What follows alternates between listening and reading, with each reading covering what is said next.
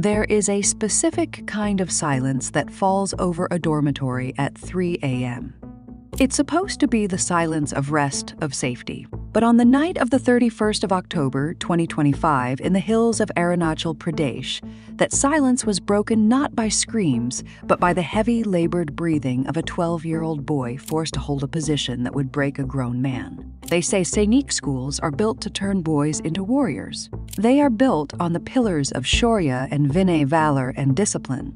But what happens when discipline morphs into sadism? What happens when the seniors you are told to respect turn into the monsters you should fear? We are talking about a child who was found dead, labeled a suicide by the very institutions sworn to protect him. But the CCTV footage tells a different story. A story of a 3-hour systematic dismantling of a human soul. Tonight, we don't just look at a case, we look at the rot inside our most prestigious walls. If you ask anyone in India about the Sainik schools, they will speak with reverence. These aren't just boarding schools, they are the nurseries of the Indian Armed Forces, controlled by the Ministry of Defense. Admission here is a badge of honor. You have to pass rigorous medicals, physicals, and interviews. It implies that if you are in, you are the best of the best, strong of body, sound of mind. And Tadu Haro was exactly that. A 12-year-old boy from the Subansiri district, he was the pride of the Haro family. He was a Class VII cadet at Sainik School Niglok, East Siang. His father, Tadu Tani, had a dream, like millions of Indian fathers, to see his son in the olive-green uniform serving the nation. Tadu was a cheerful kid, the kind who cracked jokes that made you laugh despite yourself, the kind who was deeply involved with his siblings. He had 2 elder sisters and a younger brother. One of those sisters is Tadu Lunia. You might know her name. She is the reigning Miss Arunachal 2024. Imagine that household, a queen of beauty and a future warrior. It was a family of achievers, but Tadu Haro had a secret. Behind the cheerful exterior, he was a boy living in a war zone. And his enemy wasn't across the border. His enemy slept in the bunk above him. The transition to hostile life is brutal for any child. You are 300 kilometers away from home.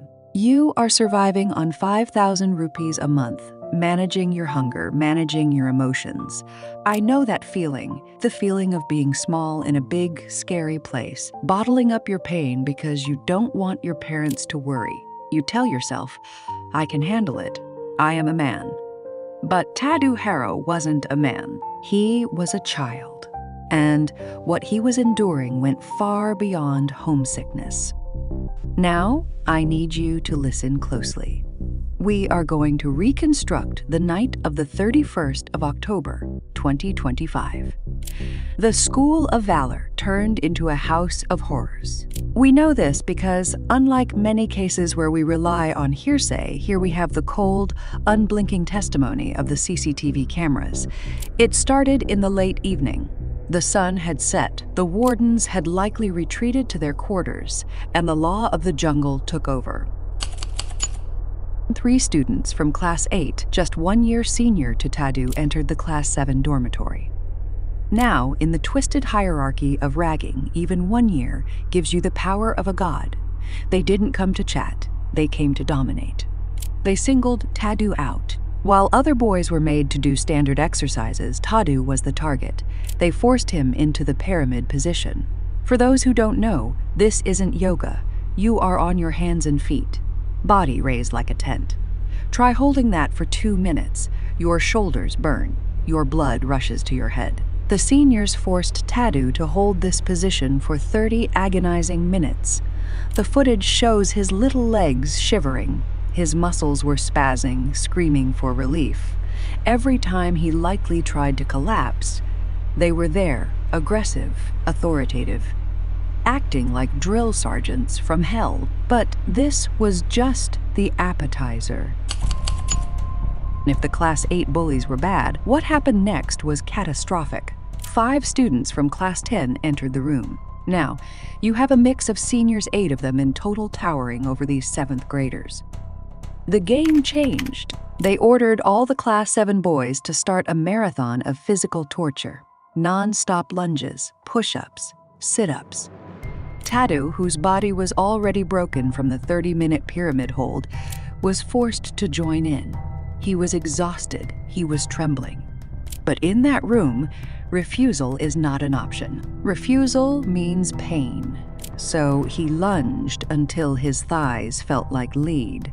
He did push-ups until his arms gave out for nearly an hour. This continued, a relentless physical grinding down of these children. It was now getting late. It was time for lights out. You would think the torture would end. You would think they would let these boys sleep. You would be wrong. The seniors allowed the other boys to go to their beds, but not Tadu. They went to his bed. They ripped his mattress off the frame and threw it across the room. They took his belongings, his books, his clothes, the little pieces of home he had, and scattered them everywhere. It was a message: you don't belong here. You have no sanctuary. Then they did something that makes my skin crawl. They took a blanket and covered Tadu's face. They blinded him. Imagine the terror. You are 12, you are exhausted. It is dark, and suddenly your world goes black under a heavy wool blanket. You can't see who is grabbing you. You just feel hands dragging you out of your room. They dragged him into the Class 10 dormitory, behind closed doors. The physical assault turned brutal. They kicked him. They hit him with books-hard, heavy textbooks used as weapons. This specific beating lasted for another 15 to 30 minutes. He was a punching bag, a toy for their amusement. And throughout this entire 3-hour ordeal, from the pyramid hold to the lunges to the blanket beating, not a single warden, not a single housemaster checked on them. The only reason it stopped. An 11th grade student finally stepped in. A senior with a conscience, perhaps, or maybe just someone who wanted to sleep. He stopped the 10th graders and sent Tadu back to his room. Tadu Haro walked back to his dorm. His body was bruised, his dignity was shredded. But here is the most heartbreaking detail: he didn't cry. The witnesses say he didn't scream. He didn't run to the warden's office. He didn't call his father. He did what so many victims of abuse do: he swallowed it. He went to his bed amidst his scattered belongings, and he laid down. He slept. Or maybe he just lay there, staring at the dark, realizing that this wasn't going to end that tomorrow night. They would come back, and the night after that, the 1st of November, 2025. The CCTV shows Tadu waking up at 4 a.m. The footage captures a boy who looks deeply, profoundly disturbed. He is pacing. He is wrestling with a decision no child should ever have to make. At 5:40 a.m., he walks into a classroom. He sits down and writes a note, a final message to a world that failed him. The note read, "Seniors tortured me a lot, and I don't know what I will do now. I don't know what I will do now." The hopelessness in those 8 words is heavier than any stone. Shortly after, Tadu Haro was found dead. The school's reaction was instantaneous and shameful. They called the parents. They didn't say, "We failed your son." They didn't say, "He was tortured." They said, "He died from a water tank." It was suicide. They tried to sell a narrative of a weak boy who gave up. When the parents arrived after that frantic 300-kilometer journey, the body had already been sent for a post-mortem. They didn't even get to see him at the scene.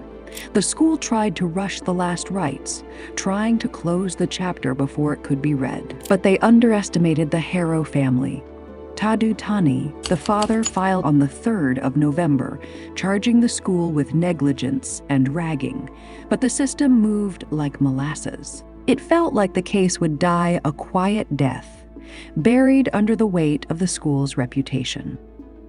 Then came the roar. On the 5th of November, Tadu Lunia, Miss Arunachal, took to Instagram. She didn't speak as a beauty queen. She spoke as a grieving sister. She laid it bare. She told the world about the torture, the bullying, the negligence.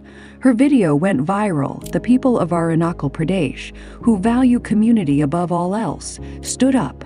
Candlelight marches filled the streets. Women's welfare groups demanded answers. The pressure became so immense that the police had to form a special investigation team. The investigation cracked the school's lies. The CCTV footage was recovered. Side note was found. The water tank theory crumbled against the reality of the pyramid position and the blanket beating. 3 staff members were arrested, 2 housemasters and a superintendent. The people paid to watch were finally being watched. 8 students, the 3 from Class VIII and the 5 from Class X, were identified as children in conflict with the law, CCL. But if you think this story ends with justice, you are wrong. On the 11th of November, during the bail hearing, the magistrate simply got up and left.